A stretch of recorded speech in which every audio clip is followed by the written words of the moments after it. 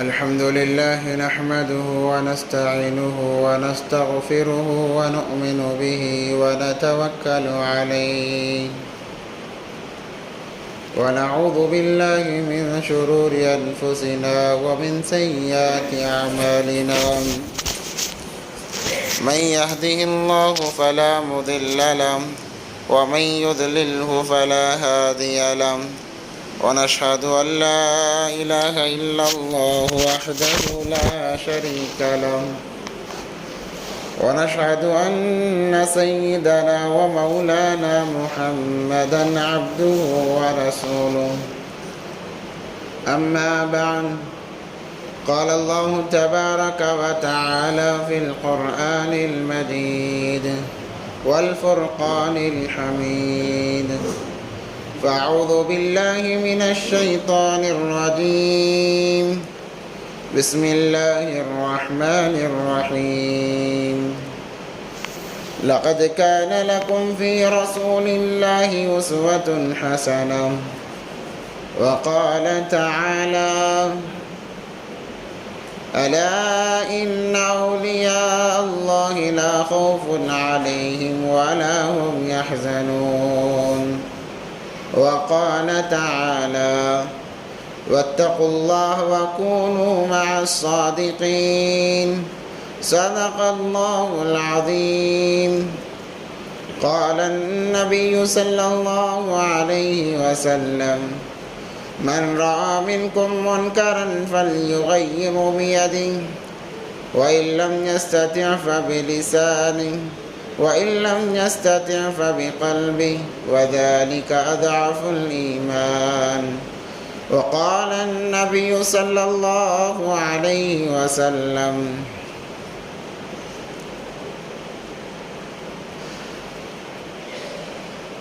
اللهم صل على سيدنا مولانا محمد في أول كلامنا اللهم صل على سيدنا مولانا محمد في أوسط كلامنا اللهم صل على سيدنا مولانا محمد في آخر كلامنا اللهم لك الحمد كما أنت أهله صل على محمد كما أنت أهله وافعل بنا ما أنت أهله فإنك أنت أهل التقوى وأهل المغفرة رب اشرح لي صدري ويسر لي أمري واحلل عقدة من لساني يفقه قولي اللهم صل على محمد وآله ألف ألف مرة اللهم صل على محمد وآله ألف ألف مرة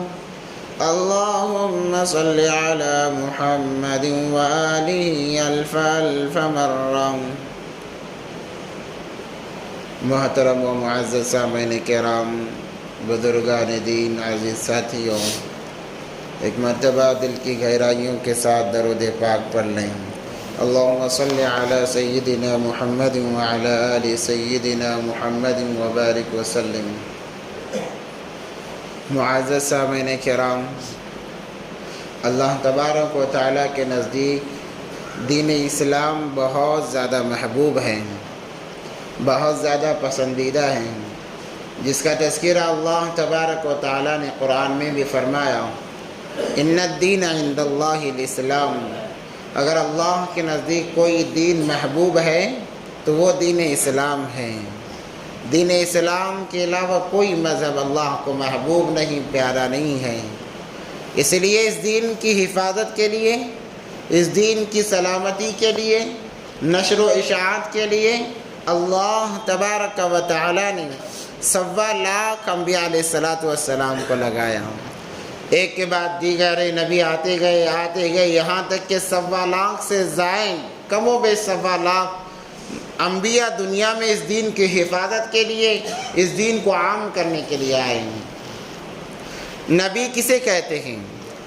نبی اس انسان کو کہا جاتا ہے جو بھی کام کرے اللہ کی طرف سے کرے اللہ کے حکم کے مطابق کریں جو بھی کام ہو اللہ فرشتوں کے ذریعے سے ان پر وحی بھیجتے ہیں، نبی وہی کام کرتا ہے۔ ان ہوا الا وحی یوحا کہا قرآن پاک نے کہ میرے نبی کوئی بات اپنی طرف سے نہیں بتاتے، ان کی زبان سے جو بات نکلتی ہے وہ اللہ کی بیان کردہ ہوتی ہے، اللہ کی طرف سے ہوتی ہے، ان کو نبی کہا جاتا ہے۔ نبی دین اسلام کی محافظت کرتے رہے، اس کو عام کرتے رہے۔ سب سے پہلے نبی جنہیں کہا جاتا ہے، سب کے باپ حضرت آدم علیہ نبینا علیہ السلام، وہاں سے وہ سلسلہ شروع ہوا۔ دو جہاں کے سردار میرے اور آپ کے آقا حضرت محمد مصطفیٰ صلی اللہ علیہ وسلم پر یہ سلسلہ ختم ہو گیا ہو۔ اب ہمارے نبی کے بعد دنیا میں کوئی نبی آنے والا نہیں ہے، وہ آخری نبی، خاتم النبیین جنہیں کہا گیا، نبیوں کا خاتمہ کرنے کے لیے اگر کسی کو بھیجا گیا ہے وہ دو جہاں کے سردار حضرت محمد مصطفیٰ صلی اللہ علیہ وسلم کی ذات گرامی ہے۔ اب ان کے بعد اگر کوئی نبوت کا دعویٰ کرتا بھی ہے، کریں گے، نبوت کے دعوے بہت سارے ہوں گے، وہ تمام مکار ہیں، دھوکے باز ہیں، دغا باز ہیں، کیونکہ اللہ تبارک و تعالیٰ نے کہا میرے نبی کے بعد کوئی نبی نہیں۔ خود نبی پاک صلی اللہ علیہ وسلم کی زبانی انا خاتم النبیین ولا نبی بعدی، میرے بعد کوئی نبی نہیں ہو سکتا، اور جو نبوت کا دعویٰ کرتا ہے وہ جھوٹا ہے۔ یہ عقائد ہیں، ہر مسلمان کو جان لینے چاہیے کہ وہ کسی انسان کو نبی مان کر اپنے ایمان کو خراب نہ کریں۔ ختم نبوت کا کام ہر ایک انسان کو کرنا چاہیے۔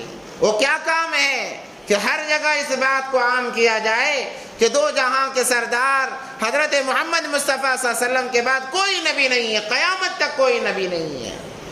اسی لیے کہا جاتا ہے حضرت عیسیٰ علیہ السلام بھی آئیں گے، وہ امتی بن کر آئیں گے، نبی نہیں بنیں گے، وہ امتی بن کر آئیں گے۔ امام مہدی کا ظہور ہوگا، وہ مسلمانوں کے امام ہوں گے، نبی نہیں ہوں گے۔ ہمارے اور آپ کے دو جہاں کے سردار حضرت محمد مصطفیٰ صلی اللہ علیہ وسلم وہ آخری نبی ہیں۔ اب انبیاء کے بعد میں اللہ تبارک و تعالیٰ نے دین اسلام کے لیے صحابہ کو منتخب کیا۔ 1.25 لاکھ صحابہ، نبی پاک صلی اللہ علیہ وسلم کے وصال کے وقت 1.25 لاکھ صحابہ موجود تھے۔ اسی لیے کہا جاتا ہے کہ اللہ تبارک و تعالیٰ نے صحابہ کو محفوظ رکھا ہے، اور تمام کے تمام عدول ہیں، اللہ نے معاف کر دیا۔ کسی ایک صحابی کے بارے میں اگر کسی مسلمان کے دل میں گمان آتا ہے، ہو سکتا ہے کہ اللہ نے انہیں معاف نہ کیا ہو، اس کا ایمان خطرے میں ہے۔ صحابی کسے کہتے ہیں؟ جس نے ایمان کی حالت میں نبی پاک صلی اللہ علیہ وسلم کو دیکھا اور ایمان ہی پر جس کا خاتمہ ہوا، وہ صحابی کہلاتے ہیں۔ جب صحابہ کا دور ختم ہوا، تابعین کا دور آیا۔ تابعی کسے کہتے ہیں؟ جس نے ایمان کی حالت میں کسی صحابی کو دیکھا اور ایمان ہی پر اس کا خاتمہ ہوا، اس کو تابعی کہا جاتا ہے۔ نبی پاک صلی اللہ علیہ وسلم کا فرمان خیر القرون قرنی ثم الذین یلونہم ثم الذین یلونہم، 3 دور کی طرف اللہ کے نبی پاک صلی اللہ علیہ وسلم نے اشارہ فرمایا۔ میرا دور، میرے صحابہ کا دور بہت اونچا اور اعلیٰ دور، اس کے بعد ایک دور تابعین کا آئے گا، اس کے بعد تبع تابعین کا آئے گا، اس کے بعد سے خرافات جنم لیں گی۔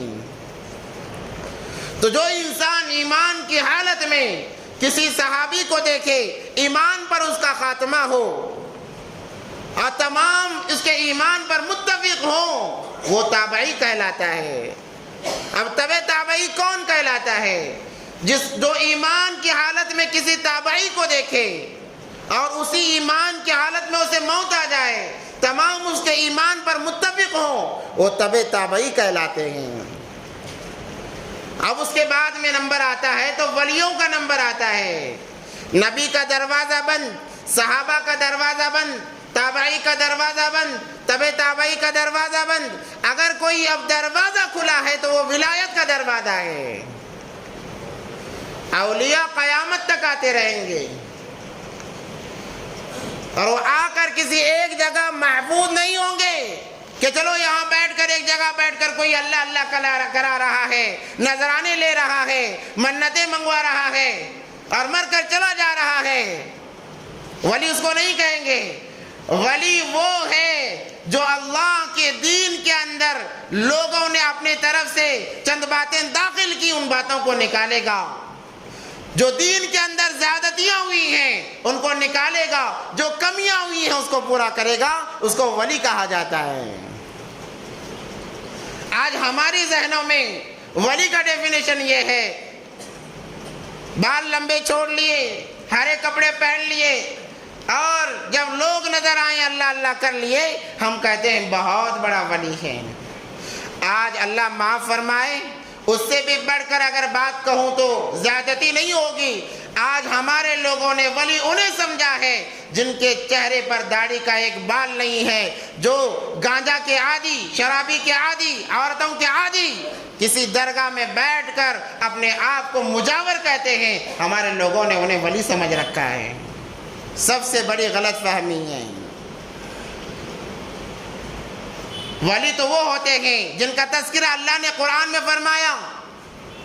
اللہ تبارک و تعالی قرآن پاک میں فرماتے ہیں، الا ان اولیاء اللہ لا خوف علیہم ولا هم یحزنون۔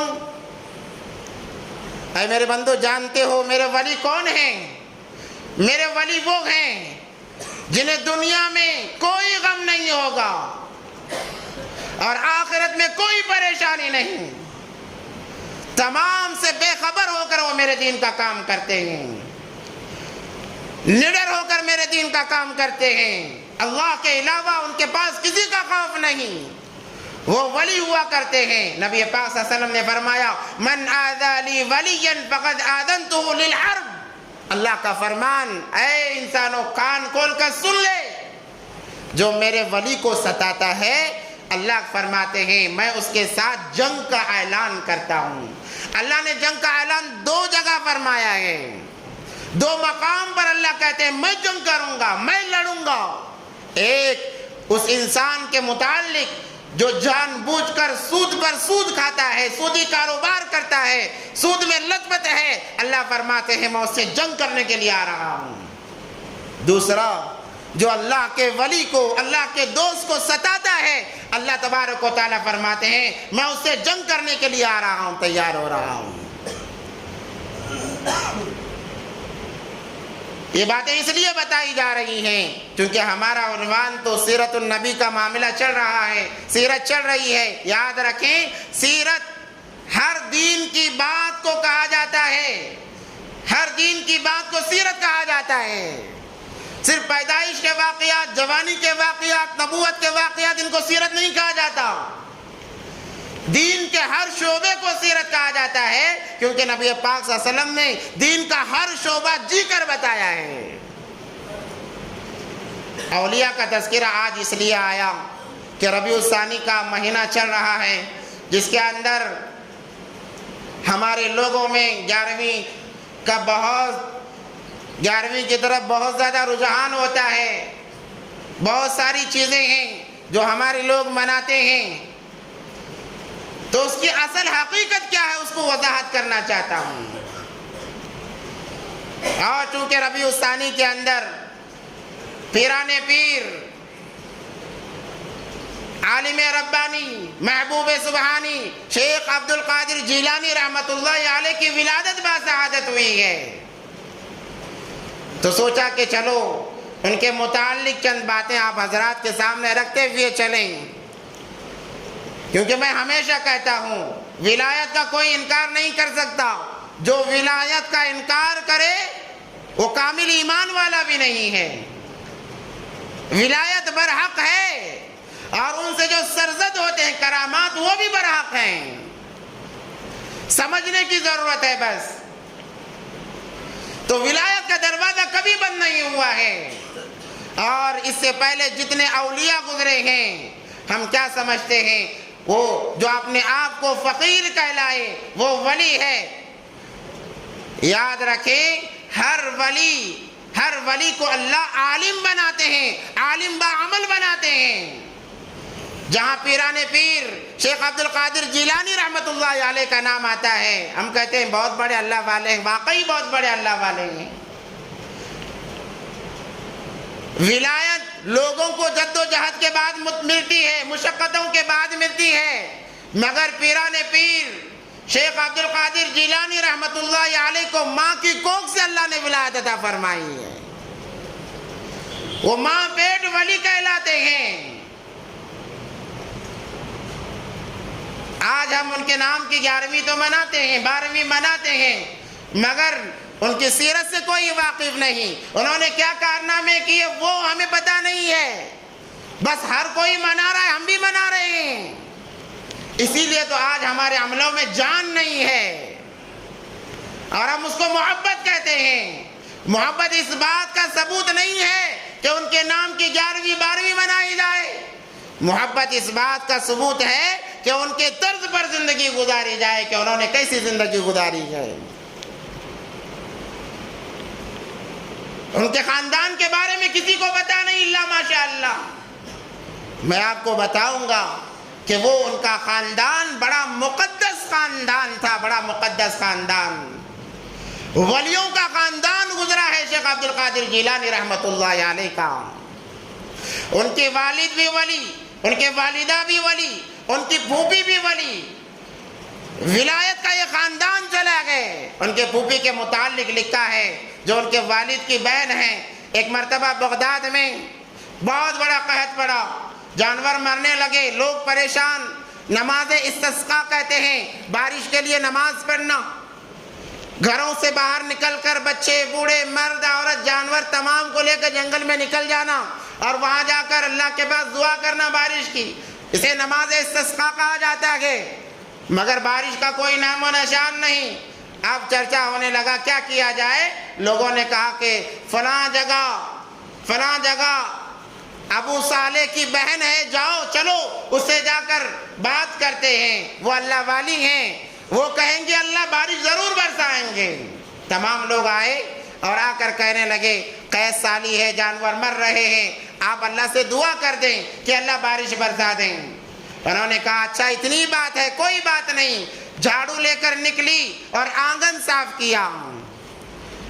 دیہاتوں میں گھروں کے سامنے آنگن ہوتا ہے مٹی کا، جھاڑو مارنے کے بعد ہلکا سا پانی چھڑکتے ہیں تاکہ اس کی بہترین خوشبو آئے اور بیٹھنے میں ٹھنڈک محسوس ہو۔ انہوں نے جھاڑو لگائی، اس کے بعد میں اللہ کی طرف، آسمان کی طرف نظر اٹھایا اور کہا اللہ میں نے جھاڑو تو لگا دیا ہے، پانی چھڑکنا تیرا کام ہے۔ یہ کہہ کر اندر گئی نہیں، بارش برسنے لگی۔ اتنی بڑی اللہ والی تھی ان کی پھوپھی۔ ان کے والد گرامی کے بارے میں آتا ہے جن کا نام نامی ابو صالح جنگی الدوست ان کا نام ہے۔ شیخ عبد القادر جیلانی رحمت اللہ علیہ کے والد کا نام ابو صالح موسیٰ جنگی دوست ان کا نام۔ 11 سلسلوں سے ان کا تعلق سیدنا حسین رضی اللہ تعالیٰ عنہ سے ملتا ہے۔ عبد القادر جیلانی رحمت اللہ علیہ والد کی طرف سے حضرت امام حسین کی طرف سلسلہ، والدہ کی طرف سے امام حسن رضی اللہ تعالیٰ عنہ کی طرف سلسلہ۔ کیا مقدس خاندان ہوگا۔ اہل بیت کے خاندان کو دیکھنا ہو تو ان کو دیکھا جائے۔ شیخ عبد القادر جیلانی رحمت اللہ علیہ کے والد کا نام ابو موسیٰ صالح جنگی دوست ابن عبداللہ ابن سید یحییٰ ابن سید زاہد ابن سید محمد ابن سید داؤد ابن سید موسیٰ ثانی ابن سید عبداللہ ثانی ابن سید الجون ابن عبداللہ مسنہ ابن سید حسن المسنہ ابن امام حسین رضی اللہ تعالیٰ عنہ ابن ابی حضرت علی کرم اللہ وجہ رضی اللہ تعالیٰ عنہ۔ یہ عبد القادر جیلانی رحمت اللہ علیہ کا سلسلہ ہے۔ تو ابو موسیٰ صالح جنگی دوست ان کے والد حضرت عبد القادر جیلانی رحمت اللہ علیہ کے ایک مرتبہ سفر میں تھے، جا رہے تھے۔ اکثر سفر دریا کے کنارے، نہروں کے کنارے ہوا کرتا تھا تاکہ جو اطراف میں جھاڑ ہیں، درخت ہے، ٹھنڈی محسوس ہو، اور پانی کی ضرورت ہو وضو کے لیے وضو کیا جائے، پانی پینے کی ضرورت ہو پانی پیا جائے۔ چلتے چلتے بڑی بھوک لگی، نہر کے قریب گئے، دیکھا ایک سیب بہتا ہوا آ رہا ہے، ایک سیب بہتا ہوا آ رہا ہے۔ بڑی بھوک لگی تھی، جلدی سے اس کو اٹھا لیا اور کھا لیا۔ کھانے کے بعد احساس ہوا کہ میں نے بغیر اجازت کے یہ سیب کھا لیا ہے۔ کوئی بڑی بات نہیں تھی، شریعت کے اعتبار سے جو چیزیں گری پڑی ہوئی ہیں جن کا کوئی مالک معلوم نہ ہو ان کا استعمال جائز ہے۔ یہ تو پانی میں بہتا ہوا آ رہا ہے، کون کس نے پھینکا ہے کسی کو پتا نہیں، مگر آخرت کا فکر سوار ہو گیا۔ اگر اللہ نے پوچھ لیا تو میں کیا جواب دوں گا؟ سفر کو چھوڑ دیا اور دریا کے نہر کے کنارے سے چلنے لگے جس طرف سے سیب آیا تھا۔ چلتے چلتے چلتے چلتے بڑی دور چلے گئے، دیکھا ایک سیب کا ایک باغ ہے، کہا کہ یہیں سے سیب گرا ہوا ہوگا، اور اس درخت کی ٹہنیاں نہر کے اوپر آئی ہوئی ہیں۔ تلاش کرتے ہوئے گئے، جا کر دیکھا کام کر رہے تھے چند لوگ، پوچھا اس کا مالک کون ہے؟ انہوں نے اشارہ کر کے بتایا فلاں جگہ ہے۔ وہاں پر گئے، سلام کلام کے بعد کہا کہ مجھ سے ایک غلطی ہو گئی ہے، میں معافی کی درخواست لے کر آیا ہوں۔ انہوں نے کہا کیا ویسی کون سی غلطی ہو گئی ہے؟ تم تو مسافر معلوم ہوتے ہو، کیا بات ہوئی ہے؟ تو انہوں نے کہا میں جا رہا تھا، مجھے بھوک لگی، نہر سے سیب آیا، میں نے اٹھا کر کھا لیا ہے، پتہ چلا وہ سیب آپ کے باغ کا تھا، مجھے قیامت کا ڈر ہوا، اللہ کے سامنے حاضر ہونے کا ڈر ہوا، آپ سے معافی تلافی کرنے آیا ہوں۔ یہ ایمان والے کی علامت ہے۔ آج کا مسلمان کروڑوں کھا لیتا ہے، ڈکار تک نہیں لیتا، احساس تک نہیں ہوتا، پھر حج پر حج ہو رہے ہیں، عمرے پر عمرے ہو رہے ہیں۔ یاد رکھیں، ایک بات آپ کو بتاتا چلوں، حضرت مولانا مفتی تقی عثمانی صاحب دامت برکاتہم العالیہ فرماتے ہیں جس کے ذمے قرض ہو، قرض کسی کا مال قرض میں لے لیا، ادا نہیں کیا،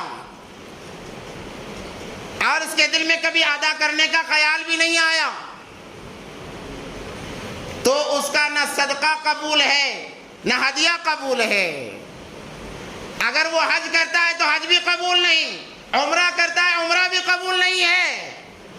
یاد رکھیں، جو کسی کا مال لے لے قرض کے طور پر اور ادا نہ کرے، ادا کرنے کا نہ سوچے، اس کے بعد میں حج اور عمرہ کرے، دونوں ہی بیکار جائیں گے۔ وصیت فرمائی نبی پاک صلی اللہ علیہ وسلم نے، قرض کو ادا کرو، قرض کو ادا کرو۔ اگر ایک انسان مر رہا ہے، مقروض ہے، شہادت کی موت مر رہا ہے، تب بھی معافی نہیں ہے جب تک جس کا قرض لیا ہے وہ معاف نہ کر دے۔ الغرض بات دوسری طرف چلی جائے گی۔ انہوں نے کہا کہ میں معافی کے لیے آیا ہوں۔ ان کا نام تھا، وہ بھی اللہ والے تھے، عبداللہ سومعی رحمت اللہ علیہ۔ انہوں نے کہا کہ ایک سیب کے لیے اتنی دور سے آیا ہے، واقعی یہ اللہ کا بڑا برگزیدہ بندہ ہے، واقعی یہ ولی ہے۔ انہوں نے کہا معافی ملے گی، 2 شرطیں میری پورا کرنا پڑے گا۔ کہا کیا شرطیں ہیں؟ سب سے پہلے 1 سال تک میرے باغ کی نگرانی کرنی پڑے گی، 1 سال تک تمہیں کام کرنا پڑے گا، اور دوسری شرط کیا ہے؟ جب ایک شرط مکمل ہوگی دوسری شرط بتاؤں گا، ایک شرط مکمل ہوگی دوسری شرط بتاؤں گا۔ تو عبداللہ ابو صالح موسیٰ جنگی دوست 1 سال تک ایک سیب کو بغیر اجازت کے کھانے کی وجہ سے 1 سال تک لگاتار کام کرتے رہے۔ کبھی دل میں یہ نہیں سوچا کہ یہ مجھ سے کام زیادہ لے رہا ہے، مجھ پر ظلم کر رہا ہے، ایسا نہیں ہے، غلطی میں نے کی ہے کہ سیب بغیر اجازت کے کھا لیا۔ 1 سال تک کام کیا، جب 1 سال مکمل ہو گیا تو انہوں نے ان کے کرامات کو دیکھ لیا، ان کی ولایت کو دیکھ لیا، کہا دوسری شرط پوری کرنا پڑے گا۔ کہا کیا ہے؟ میری ایک بیٹی ہے، اس سے نکاح کرنا پڑے گا، میری ایک بیٹی ہے اس سے نکاح کرنا پڑے گا، مگر سن لے وہ آنکھ سے اندھی ہے، کان سے بہری ہے، زبان سے گونگی ہے، پاؤں سے معذور ہے۔ وہ سوچنے میں پڑ گئے، ارے 1 سیب کا اتنا بڑا بدلہ۔ کہا کہ معافی چاہتے ہو تو نکاح کرنا پڑے گا ورنہ معافی نہیں ملے گی۔ انہوں نے کہا زندگی کتنے دنوں کی ہے؟ چند لمحوں کی زندگی ہے، یوں گزر جائے گی، مگر آخرت کی زندگی تو لامحدود ہے، اگر وہاں پر پکڑے گئے نجات کا کوئی ذریعہ نہیں، کوئی ذریعہ نہیں۔ یہ کہہ کے مان لیا کہ میں راضی ہو گیا، نکاح پڑھا دیا گیا۔ جب وہ تنہائی میں اپنی بیوی کے پاس گئے، جا کر صحیح سالم لڑکی کو دیکھا تو باہر آ گئے بھاگ کر، اور کہنے لگے آپ نے کسی اور لڑکی کو میرے گھر میں بھیج دیا ہے، آپ کے مطابق وہ لڑکی نہیں ہے۔ انہوں نے کہا وہ کوئی اور نہیں، میری ہی بیٹی ہے۔ انہوں نے کہا پھر آپ نے جھوٹ کیوں بولا؟ عبداللہ سومئی رحمۃ اللہ علیہ نے کہا میں نے جھوٹ نہیں کہا، میں نے سچ کہا ہے۔ واقعی وہ اندھی بھی ہے، بہری بھی ہے، گونگی بھی ہے، لولی بھی ہے۔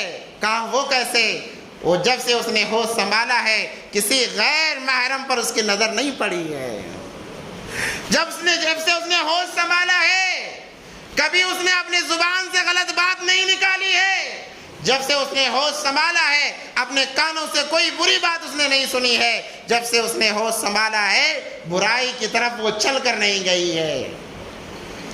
حضرت ابو صالح موسیٰ جنگی دوست خوش ہو گئے اور جا کر ملاقات ہوئی۔ ایک لمبا عرصہ گزرا، آپ اندازہ لگاؤ والد کے ایمان کی یہ کیفیت، والدہ کے ایمان کی وہ کیفیت۔ جب دو ایمان والے، دو ولی جب آپس میں ملتے ہیں ان سے جو اولاد پیدا ہوگی وہ شیخ عبد القادر جیلانی ہوگی،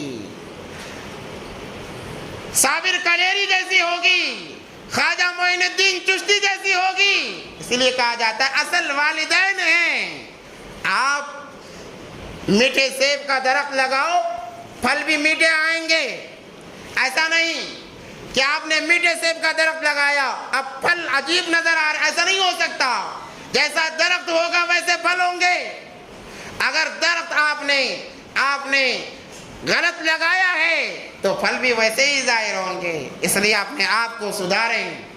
الغرض ان کے گھر میں ایک لڑکا اللہ تبارک و تعالیٰ نے دیا، وہ بھی نکاح ہوتے ہی اولاد پیدا نہیں ہوئی۔ آج عجیب ہے نوجوانوں کا خصوصی اعتبار سے، وہ ماں باپ جو اپنے لڑکے کے لیے دلہن لے کر آتے ہیں، ایک سال کے اندر ابھی تک کچھ نہیں، ابھی تک کچھ نہیں، ابھی تک کچھ نہیں۔ ارے مشن تھوڑی ہے، وہ اللہ کی طرف سے عطا کردہ نعمتیں ہوتی ہیں۔ یہ عجیب بات، 1 سال ہو گیا، 2 سال ہو گیا۔ حضرت ابراہیم علیہ السلام کو 90 سال کے بعد میں بچہ پیدا ہوا ہے۔ کیا آپ کے بچے ابراہیم علیہ السلام سے زیادہ محبوب ہیں؟ آپ کے بچے ابراہیم علیہ السلام سے زیادہ اللہ کو پیارے ہیں؟ وہاں خلیل اللہ ہیں، اللہ آزماتے ہیں، کسی کو جلدی دیتے ہیں، کسی کو تاخیر سے دیتے ہیں۔ سال ہو گیا حضرت ابھی تک کچھ نہیں، چلو فلاں کے پاس، چلو فلاں کے پاس، وہاں منتیں مانگو، وہاں منتیں مانگو۔ اولاد ولی نہیں، اولاد اللہ دیتے ہیں، اللہ دیتے ہیں، یاد رکھیں۔ ان کے گھر بھی جو بچہ پیدا ہوا شادی کے 60 سال کے بعد میں شیخ عبد القادر جیلانی رحمۃ اللہ علیہ پیدا ہوئے ہیں۔ جیسے میں نے کہا ماں پیٹ ولی تھے، کیسے پتا چلا؟ جب وہ پیدا ہوئے 470 یا 71 عیسوی میں ان کی ولادت ہوئی ہے، یہ پیدا ہوئے ہیں۔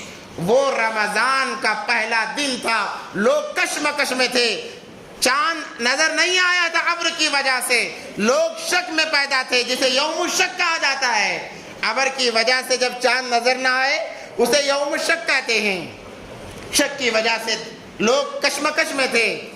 حضرت ابو موسیٰ صالح نے اپنے گھر بلوا بھیجا، کہلوا بھیجا کہ دیکھو عبد القادر نے دودھ پیا ہے یا نہیں پیا ہے؟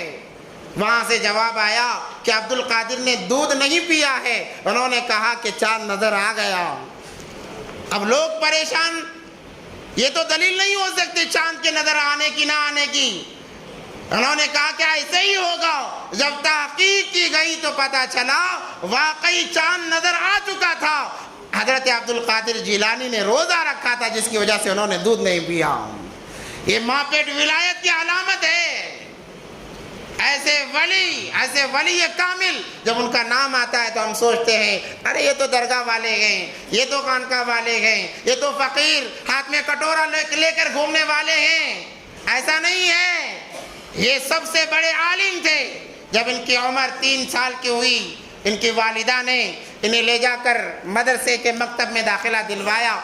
والد کا سایہ کیونکہ تاخیر سے اولاد ہوئی اور والد جلدی ان کے والد کا انتقال ہو گیا، وہ یتیم تھے، جیسے ہمارے اور آپ کے آقا حضرت محمد مصطفیٰ صلی اللہ علیہ وسلم یتیم پیدا ہوئے، یہ بھی بچپنے میں یتیم ہو گئے۔ یتیم کسے کہتے ہیں؟ جس کا باپ بلاغت سے پہلے مر جائے وہ یتیم ہے، مگر آج ہمارے لوگوں میں جس کی ماں نہیں اسے یتیم کہتے ہیں، یہ غلط بات ہے۔ جس کا باپ بچے کے بالغ ہونے سے پہلے مر جائے وہ یتیم کہلاتا ہے، اور بالغ ہونے کے بعد وہ یتیمیت ختم ہو جاتی ہے۔ تو والدہ نے حضرت عبد القادر جیلانی رحمۃ اللہ علیہ کا داخلہ مکتب میں کرا دیا اور کہا میرے بچے کو حافظ بنا دیجئے۔ اب امام صاحب نے اعوذ باللہ پڑھائی، بسم اللہ پڑھائی، جیسے ہی بسم اللہ انہوں نے پڑھی، سورہ فاتحہ، سورہ بقرہ، سورہ آل عمران پڑھتے گئے 18 پارے انہوں نے پڑھ لیے۔ اب استاذ پریشان، ارے یہ ماں نے کیا میرا امتحان لینے کے لیے اس بچے کا داخلہ کرایا ہے؟ یہ تو 18 پارے کا حافظ ہے۔ انہوں نے پوچھا بیٹا تو نے کہاں پر پڑھا، کون تیرا استاد ہے؟ کہا کہ میرے استاد تو میری ماں ہے۔ کہا وہ کیسے؟ جب میں اپنی ماں کی کوکھ میں تھا، میری ماں روزانہ قرآن پاک پڑھا کرتی تھی اور میری ماں 18 پارے کے حافظہ ہے، میں نے ماں کے پیٹ میں سن کر اسے یاد کر لیا ہے۔ او میری بہنوں کان کھول کر سن لو، تم دوران حمل کے وقت میں گانے گاؤ گی تو بیٹا سنگر پیدا ہوگا، ڈانس کرو گی بیٹا ڈانسر پیدا ہوگا، اور ڈرامے دیکھو گی تو بیٹا ڈرامے باز پیدا ہوگا، یاد رکھیں۔ کیونکہ 4 مہینے کے بعد جیسے ہی جان پڑ جاتی ہے، ماں کی ہر حرکت بچہ محسوس کرتا ہے، ایک ماں بے نمازی بن کر سیریلوں میں وقت گزارتی ہے، ٹی وی شو میں وقت گزارتی ہے اور تمنا کرتی ہے کہ میرے گھر میں شیخ عبد القادر جیلانی پیدا ہو جائے۔ ایسا ہو نہیں سکتا۔ اعمال اللہ کے نافرمانی کے اور تمنا ولایت کی نہیں کر سکتے، اعمال بھی ولیوں والے کرنے پڑیں گے۔ تو انہوں نے کہا ان کی والدہ کو بلا کر کے اماں جان اس بچے کو میں نہیں پڑھا سکتا، آپ ہی پڑھائیں۔ الغرض ان کو بھیج دیا گیا، ان کی ماں نے انہیں حافظ بنایا، پھر عالم بنانے کے لیے مدرسے میں داخل کیا۔ 18 سال کی عمر میں انہوں نے تمام علوم حاصل کر لیے۔ 18 سال کی عمر میں عراق نامی شہر میں وہ پیدا ہوئے تھے، وہاں پر جتنا علم حاصل کرنا تھا انہوں نے حاصل کر لیا۔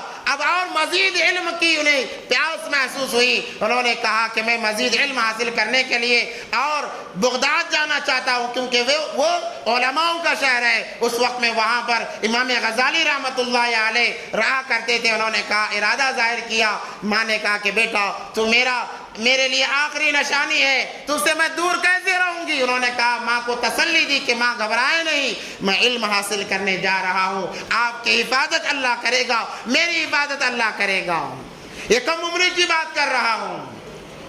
تو ماں نے دل پر پتھر رکھ کر اپنے بچے کو دین علم حاصل کرنے کے لیے روانہ کیا ایک قافلے کے ساتھ میں، اور بیچتے وقت میں ایک وصیت کی، نصیحت کی کہ بیٹا جو کچھ بھی ہو جائے کبھی جھوٹ نہیں بولنا، کبھی جھوٹ نہیں بولنا۔ آج یہ بیماری ہر مسلمان کے اندر پائی جاتی ہے۔ آج ہم جھوٹ کو جھوٹ سمجھتے ہی نہیں ہیں، اور انہوں نے 8 سال کی عمر میں اس بات پر ایسا عمل کیا، ان کے ایک عمل کی وجہ سے ڈاکوؤں کا قافلہ ایمان میں داخل ہوا اور وہ ولی بن کر مرے گے۔ مگر آج کا مسلمان جھوٹ کو جھوٹ نہیں سمجھتا، بڑی شان سے جھوٹ بولتا ہے۔ کوئی فون لگا کر پوچھے کہ کہاں ہیں، کب تک آؤ گے، کہا کہ ابھی 2 منٹ میں آ رہا ہوں۔ یہ سب سے بڑا جھوٹ ہے، سب سے بڑا جھوٹ ہے۔ آج تو بنگلور کے لیے مشہور ہے کہ اگر کہے 2 لحظہ میں آ رہا حضرت تو 2 گھنٹے شمار کر لینا، 2 لحظے 2 گھنٹے میں تبدیل ہو جاتے ہیں۔ یہ جھوٹ نہیں تو اور کیا ہے؟ اگر کسی کے بچے کے بارے میں شکایت آتی ہے باپ کے پاس میں، باپ کہتا ہے پورے محلے والوں نے مجھے فون کیا تیرے بارے میں۔ کتنا جھوٹا انسان ہے، کتنا جھوٹ بولتا ہے بچے کے سامنے، خود بھی جھوٹا بن رہا ہے، بچے کو بھی جھوٹا بنا رہا ہے۔ کتنے لوگوں نے فون کیا؟ ایک آدھ کسی نے فون کیا تو کیا ہوگا، ورنہ اندازاً بول دیتا ہے کہ تیرے بارے میں کتنی شکایتیں، پورے محلے والے فون کر رہے ہیں۔ سب سے بڑا جھوٹا انسان ہے۔ اور کہتے ہیں کہ تیرے تمام دوستوں نے فون لگایا مجھے تیرے بارے میں۔ سب سے بڑی جھوٹی بات کہتا ہے۔ حدیث سنیں، نبی پاک صلی اللہ علیہ وسلم سے پوچھا گیا، اللہ کے نبی کیا مسلمان جھوٹا ہو سکتا ہے؟ نبی پاک صلی اللہ علیہ وسلم نے فرمایا زانی ہو سکتا ہے، زناکار ہو سکتا ہے، دغا باز ہو سکتا ہے، دھوکہ باز ہو سکتا ہے، حرام کھانے والا ہو سکتا ہے، حرام کھانے والا ہو سکتا ہے، مگر میرا امتی جھوٹا نہیں ہو سکتا۔ اندازہ لگائیں جھوٹ کتنی بڑی نحوست ہے، کتنی بڑی نحوست ہے۔ کبھی اپنے وقار کو باقی رکھنے کے لیے جھوٹ بول دیتے ہیں، کبھی اپنا رعب جمانے کے لیے جھوٹ بول دیتے ہیں۔ انسان جب جھوٹ بولتا ہے فرشتوں کئی میل تک دور بھاگ کر چلے جاتے ہیں کہ اس کے قریب ہم نہیں رہ سکتے۔ کیوں؟ جھوٹ کی بدبو ایسی ہوتی ہے کہ انسان اس بدبو کو سونگھ لے سالوں تک بھوکا رہے گا، پیسا رہے گا۔ جھوٹ کی بدبو اتنی خطرناک ہوتی ہے کیونکہ انسان محسوس نہیں کرتا، بڑے مزے سے جھوٹ بول سکتا ہے، بول لیتا ہے۔ اس لیے میں نے شروع میں آیت پڑھی، وَاتَّقُوا اللَّهَ، اللہ سے ڈرو، وَكُونُوا مَعَ الصَّادِقِينَ، سچوں کے ساتھ میں رہو۔ اگر جھوٹوں کے ساتھ رہو گے تم بھی جھوٹے بن جاؤ گے، جھوٹوں کی صحبت اختیار کرو گے تم بھی جھوٹے بن جاؤ گے۔ اس لیے عبدالقادر جیلانی رحمۃ اللہ علیہ کی والدہ نے کہا کہ بیٹا جو کچھ بھی ہو جائے کبھی جھوٹ نہیں بولنا۔ انہوں نے اس بات پر عمل کیا جس کی وجہ سے ڈاکوؤں کا، بڑے ڈاکوؤں کا ایک قافلہ ایمان میں داخل ہوتا ہے۔ بڑا بہترین واقعہ ہے۔ وہ کیا واقعہ ہے اور وہ کہاں جا رہے تھے اور انہوں نے کون سی ایسی بات کہی جس کی وجہ سے ڈاکوؤں کا سردار توبہ کرنے پر مجبور ہو گیا؟ کیونکہ ڈاکو ایک ایسی چیز کو، ایسے انسان کو کہتے ہیں جس کے دل میں کوئی رحم نہیں ہوتا، چاہے چھوٹا ہو بڑا ہو، اس کے دل میں رحم نہیں ہوتا، چاہے مرد و عورت ہو۔ ان کا کام صرف ایک ہوتا ہے کہ مال چھینو، اگر آگے پیچھے کریں جان سے مار دو، بس معاملہ ختم۔ مگر شیخ عبدالقادر جیلانی رحمۃ اللہ علیہ کی وہ کون سی بات تھی جس کی وجہ سے ان کے سردار نے توبہ کیا اور اس کے بعد میں سارے قافلے نے توبہ کی؟ انشاءاللہ اگر موقع رہا، وقت رہا، اگلے جمعہ بیان کیا جائے گا۔ بس اللہ سے دعا ہے کہ اللہ تبارک و تعالی ہمیں سچی اور پکی اولیاء سے محبت کرنے والا بنائے اور ان کے طرز پر زندگی گزارنے والا بنائے اور نبی پاک صلی اللہ علیہ وسلم کی ایک ایک سنت کو زندہ کرنے والا اللہ ہمیں بنائے۔ وآخر دعوانا الحمدللہ رب العالمین۔